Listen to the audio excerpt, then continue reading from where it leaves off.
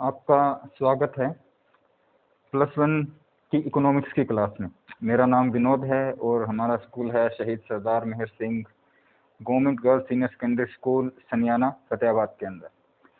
आज हम तीसरा चैप्टर पढ़ेंगे जिसका नाम है आंकड़ों का व्यवस्थीकरण, ऑर्गेनाइजेशन ऑफ डेटा। आंकड़ों के बारे में हम बहुत कुछ पहले पढ़ चुके हैं। 2 तरह के आंकड़े होते हैं, प्राइमरी डाटा, सेकेंडरी डाटा यानी कि प्राथमिक आंकड़े और द्वितीयक आंकड़े। हमने आंकड़ों को इकट्ठा किया। आंकड़ों को इकट्ठा करने के लिए बहुत सारी विधियां हमने पढ़ी है, प्रत्यक्ष अनुसंधान, अप्रत्यक्ष मौखिक अनुसंधान, डाक विधि। तो इन सब विधियों से हमने आंकड़ों को इकट्ठे कर लिया। अब हमारे पास आंकड़े हैं।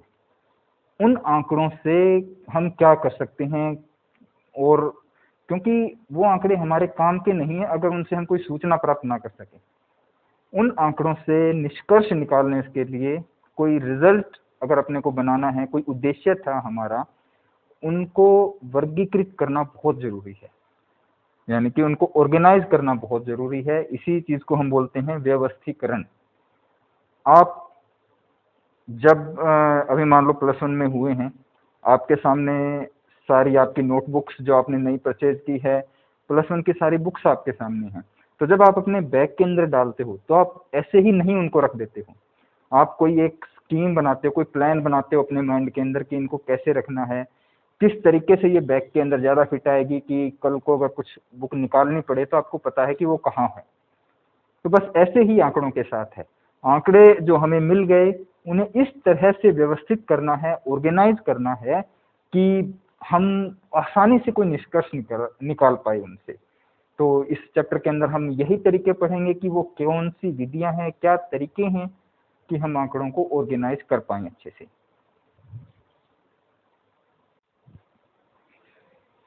अब हम बात करते हैं व्यवस्थीकरण की। व्यवस्थीकरण यानी कि ऑर्गेनाइजेशन। अच्छा, एक बात मैं आपको बता दूं, ये जो इंग्लिश के वर्ड्स लिखे हुए हैं, इंग्लिश के जो वर्ड मैंने लिखे हैं वो केवल समझने के लिए लिखे हैं। आपको उनको याद करना, उनको लिखना बिल्कुल भी जरूरी नहीं है। कई बार क्या होता है कि जो इंग्लिश के वर्ड्स हैं वो ज़्यादा प्रचलन में होते हैं, ठीक है। जैसे एक वर्ड है टेंशन, टेंशन इंग्लिश का वर्ड है, लेकिन आप इसको इंग्लिश में ही ज़्यादा यूज़ करते हैं। हिंदी का वर्ड तो आपको पता भी नहीं होगा कि टेंशन के लिए आप क्या प्रयोग करेंगे।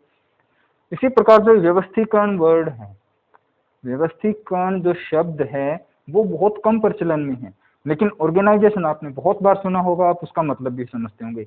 इसलिए मैंने कोशिश की है कि जितने भी मैं टेक्निकल वर्ड्स हैं उनको इंग्लिश में लिख दूं, और इंग्लिश में केवल आपको समझाने के लिए लिखा गया है, आपके लिए मैंडेटरी नहीं है, जरूरी नहीं है कि आप उनको लिखें।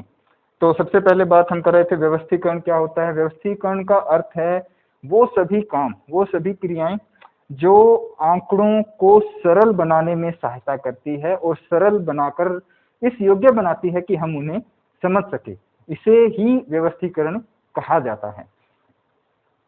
उसके बाद आती है वर्गीकरण की, यानी कि क्लासिफिकेशन। आंकड़ों का क्लासिफिकेशन, क्लासिफिकेशन ऑफ डाटा। आंकड़ों का वर्गीकरण क्या होता है कि जो आंकड़े हैं उनको हम उनकी विशेषताओं के आधार पर, उनकी विशेषताओं के आधार पर विभिन्न वर्गों में या विभिन्न क्लासेस में बांट दें। ये वर्ग, आप अपने विद्यालय के अंदर जाते हैं तो कक्षाएं होती हैं, वो कक्षाएं किसी विशेषता के आधार पर ही बंटे होते हैं। आप +1 क्लास में हुए हो क्योंकि आपने 10th के एग्जाम दिए हैं और आप उनको उत्तीर्ण करके, उनको पास करके आए हो, तो आपके अंदर एक खास विशेषता है जो कि 9th वाले बच्चों के पास अभी नहीं है। इसी प्रकार आंकड़ों के पास भी कुछ विशेषता होती है। एक उदाहरण के द्वारा हम समझते हैं। आप +1 क्लास के स्टूडेंट हो, मान लीजिए आपकी क्लास के अंदर 30 स्टूडेंट्स है। आपने आंकड़े इकट्ठे करना शुरू किए। तरीका कौन सा? अब यहाँ पे याद कीजिए पुरानी बातें जो हमने की थी कि आंकड़ों को संकलित यानी कि हमें कलेक्ट करना है। क्या तरीका लगाएंगे? तो हम लगाते हैं प्राइमरी मेथड, सॉरी,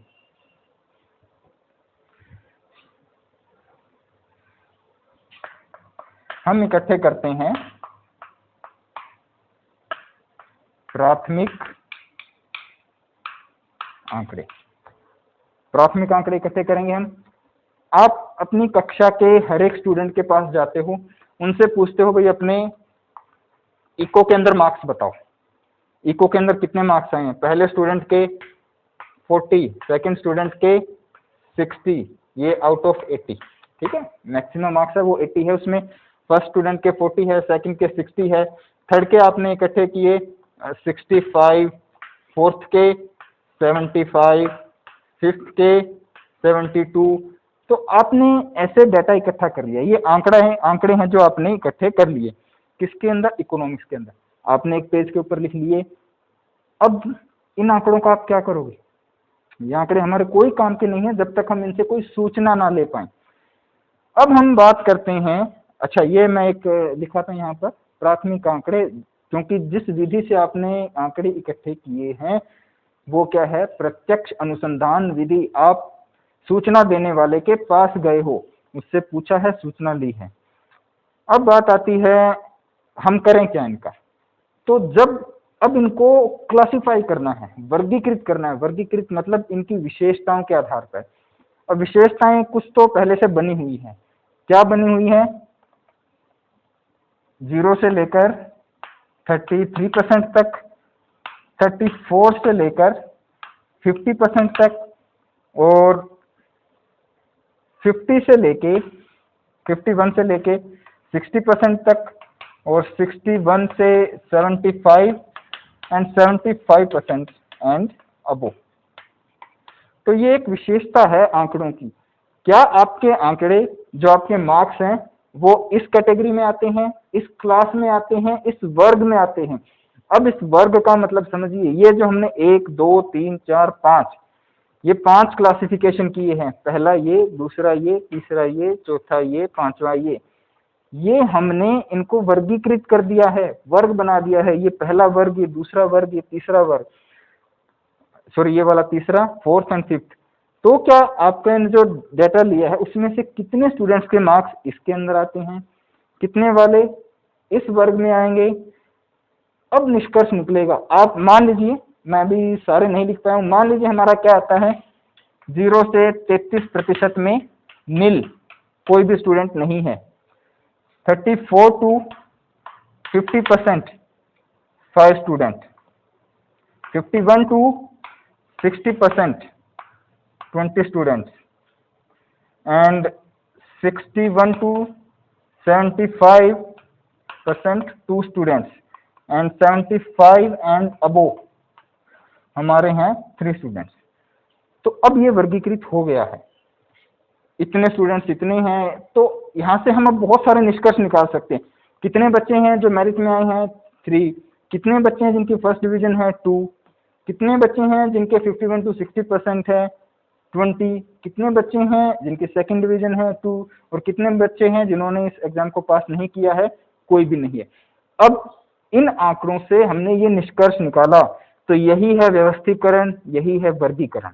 इन सब के बारे में हम डिटेल में पढ़ेंगे, क्योंकि अब यहाँ से अपने को सूचना मिल रही है कुछ। ये सामने हमने सारा ऐसे लिखा हुआ था 1 से लेकर 30 बच्चों का, उससे हमें कोई सूचना नहीं प्राप्त हो रही थी। सूचना इससे प्राप्त होती है। तो सूचना प्राप्त करने के लिए आंकड़ों के साथ जो भी क्रियाएं की जाती हैं, जो भी काम किए जाते हैं, चाहे वो वर्गीकरण करे, चाहे वो उनका वर्ग बनाए, उन सबको ही हम व्यवस्थीकरण कहते हैं। अब हम बात करते हैं वर्गीकरण के उद्देश्य, अर्थात ऑब्जेक्टिव्स ऑफ क्लासिफिकेशन की। इसका मतलब कि हमें वर्गीकरण करना ही क्यों पड़ा, हम क्लासिफाई करें ही क्यों डाटा को? इसका आंसर आपको कुछ तो, जो आपका पिछला एग्जाम्पल हमने लिया था उसके अंदर मिल गया होगा कि वर्गीकरण क्यों जरूरी है। लेकिन कुछ स्पेसिफिक ऑब्जेक्टिव्स होते हैं, उनको हम पढ़ लेते हैं। जैसे कि आंकड़ों को सरल व संक्षिप्त बनाना, सिंप्लिसिटी एंड ब्रीफनेस ऑफ डाटा। अब इस वर्गीकरण के द्वारा आंकड़े क्या है, छोटे हो जाते हैं। आप याद कीजिए, आपका एग्जाम्पल था +1 के स्टूडेंट्स, कितने स्टूडेंट्स थे? 30। और इसके अंदर हमने क्या किया था, इकोनॉमिक्स के मार्क्स लिए थे। अब एक पूरा पेज भर गया है मार्क्स से, काफी लंबा हो जाता है। अगर हम सारे स्कूल के मार्क्स लिखें, सारे स्कूल के स्टूडेंट्स के मार्क्स लिखें, और हर एक सब्जेक्ट के लिखे, देखिए कितना बड़ा परफॉर्मा बनेगा और हम उसमें कुछ समझ ही नहीं पाएंगे। तो सबसे पहले हम इसको सरल करते हैं व संक्षिप्त बनाते हैं। दूसरा है उपयोगिता। इसकी उपयोगिता हम सिद्ध करते हैं कैसे, ये प्रूव करके कि जो आंकड़े हैं वो समरूप हैं। समरूप का अर्थ हुआ कि आंकड़ों में बहुत ज्यादा भेद नहीं है, एक ही तरह के आंकड़े हैं, एक ही उद्देश्य के लिए लिए गए हैं, कुछ ऐसा फर्क नहीं है। जैसे कि हमने इसके अंदर मार्क्स लिए हैं, सारे स्कूल के मार्क्स ले लें तो वो एक समरूप इसलिए है क्योंकि सारे मार्क्स ही हैं, उनसे हम एक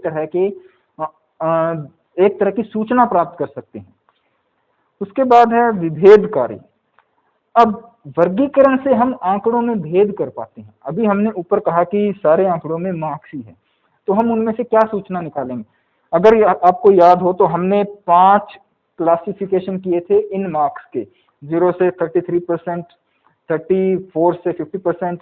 तो ये जो क्लासिफिकेशन थे वो हमें बताते कि हाँ आंकड़े हैं तो समरूप, लेकिन उनके अंदर अंतर भी है। कुछ आंकड़े 50% से कम के हैं, कुछ मेरिट वाले हैं। तो आंकड़ों के अंदर जो अंतर होता है वो हमें यहीं से पता चलता है कि असल में अंतर कितना है, क्योंकि एक लाइन में सबके मार्क्स लिखे हुए हैं, हम नहीं जान सकते कि अपनी क्लास कैसी है, कितने स्टूडेंट्स अच्छे हैं कितने नहीं हैं, एक नजर में पता नहीं चलता। ये हमें विभेद बताता है उसके अंदर, डिस्टिंक्टिवनेस जिसको बोलते हैं। उसके बाद है तुलना योग्य बनाना। अभी मैं आपको एक उदाहरण देता हूं कि ये हमारे स्कूल के 30 स्टूडेंट्स के इकोनॉमिक्स के मार्क्स हैं। ऐसी ही एक लिस्ट है हमारे पास किसी और स्कूल की। इसके बाद हमारा तीसरा पॉइंट है तुलना योग्य बनाना। अब आंकड़े हमने इकट्ठे कर लिए, उनकी तुलना कैसे करें। आपको एक उदाहरण देता हूं। आपके पास आंकड़े हैं +1 क्लास के आपके विद्यालय के 30 स्टूडेंट्स के इकोनॉमिक्स सब्जेक्ट के अंदर। एक विद्यालय और है, स्कूल और है, जिसका नाम है XYZ। इसके अंदर भी 30 स्टूडेंट्स हैं और आप इकोनॉमिक्स के ही उनके मार्क्स पता करते हैं। आपको दोनों की तुलना करनी है। तो इस केस में आपको जो ये वर्गीकरण है या व्यवस्थीकरण की विधियां हैं वो आपको तुलना करने की योग्य बनाती है। आपके पास एक लिस्ट है यहाँ पर ये, जिसके अंदर 1 2 3 ऐसे करके इस विद्यालय के सारे स्टूडेंट्स इकोनॉमिक्स के +1 क्लास के स्टूडेंट्स के मार्क्स लिखे हुए हैं। यहाँ अपने विद्यालय की लिस्ट है।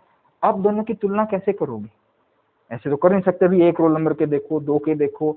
तो आपको कोई विधि चाहिए होगी, वो विधि हमें वर्गीकरण देता है। अगर आपको ध्यान हो, हम बनाएंगे 0 से 33%, 31 से 50%, ऐसे वर्गीकृत कर देंगे और फिर देखेंगे कि किस विद्यालय के बच्चों के मार्क्स ज्यादा है। या हम एक वर्गीकरण और कर सकते हैं, हम देखते हैं कि इन 30 स्टूडेंट्स में कितने स्टूडेंट ऐसे हैं जिनके 50% से ज्यादा हैं, अपने स्टूडेंट्स में कितने स्टूडेंट्स ऐसे हैं जिनके 50% से ज्यादा मार्क्स है। वो क्लासिफिकेशन हो सकता है। फिर हम उनकी तुलना कर लेंगे, भाई किसमें स्टूडेंट्स ज्यादा है। तो बहुत सारे मेथड होते हैं तुलना योग्य बनाने के। इसके बाद है वैज्ञानिक आधार प्रदान करना। आपने आंकड़े इकट्ठे कर लिए प्राथमिक विधि द्वारा या किसी भी विधि द्वारा, उन आंकड़ों को कुछ वैज्ञानिक आधार देंगे हम उनसे सूचना या इंफॉर्मेशन प्राप्त करने के लिए।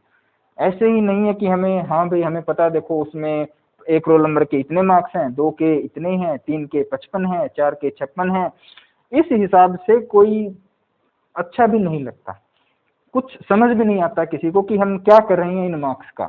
लेकिन जब हम उनको व्यवस्थीकृत कर देते हैं तो एक वैज्ञानिक आधार मिल जाता है उनको समझने का और परखने का। लास्ट है आकर्षक और प्रभावशाली बनाना।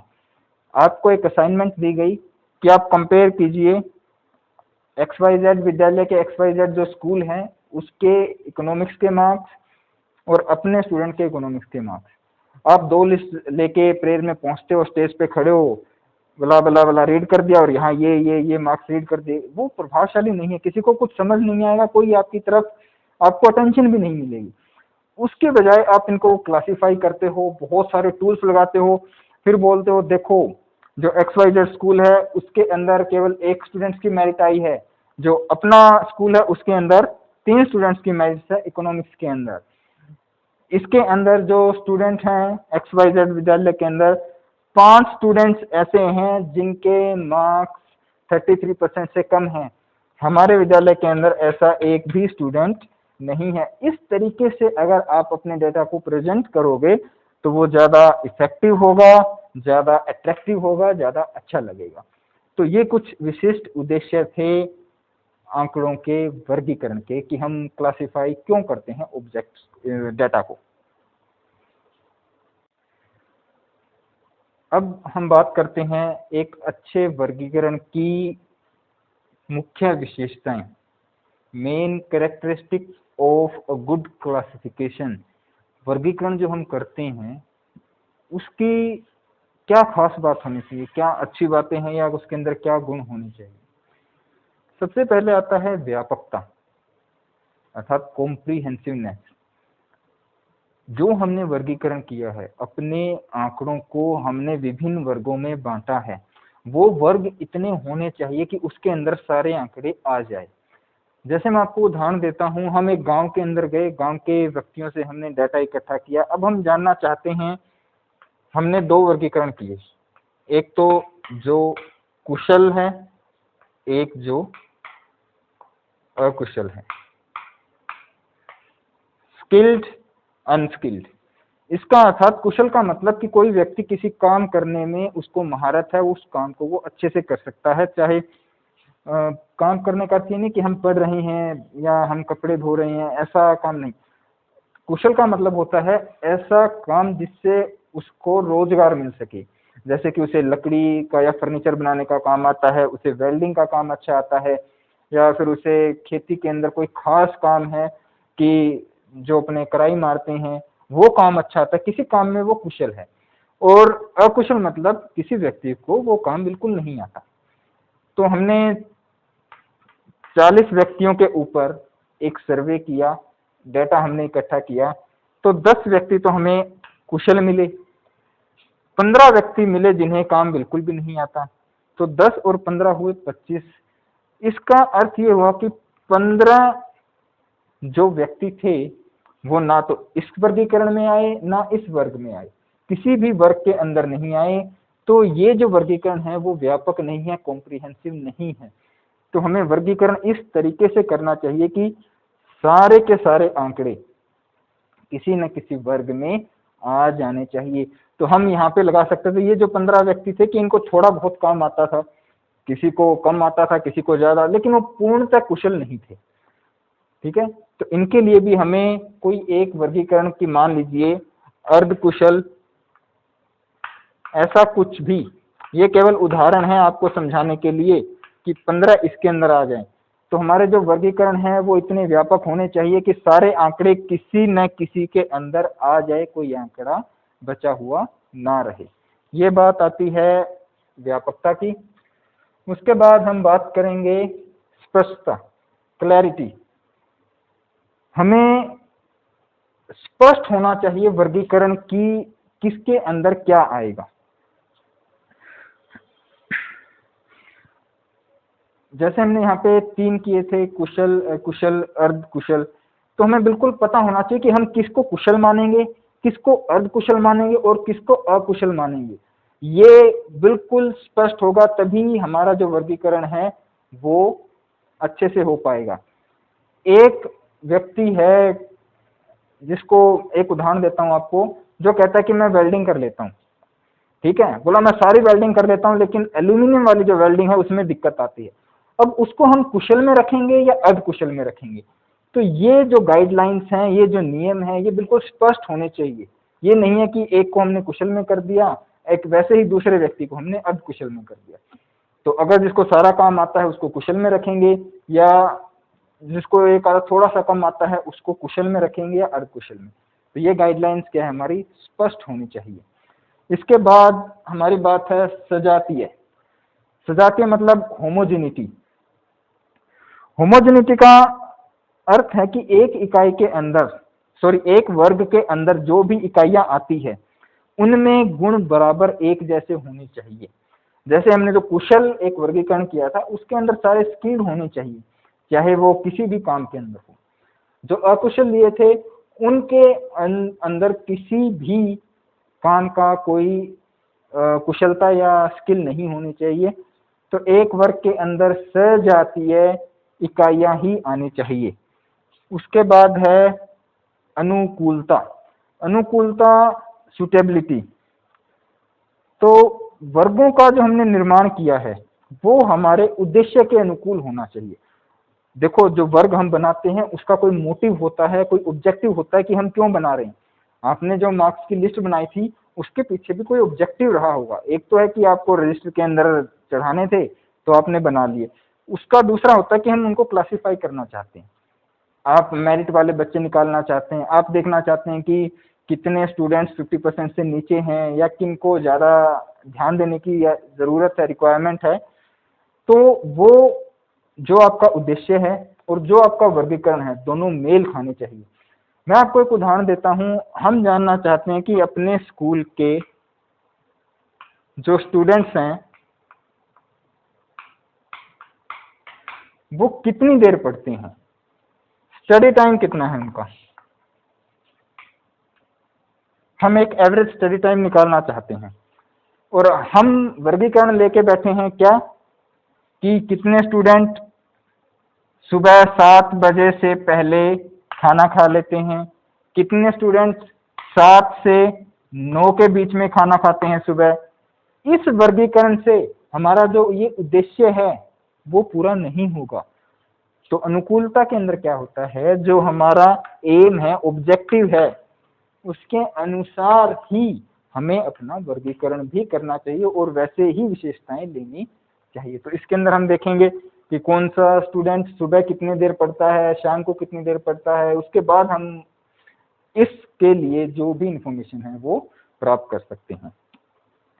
फिफ्थ है लोचदार, इलास्टिक या फ्लेक्सिबल।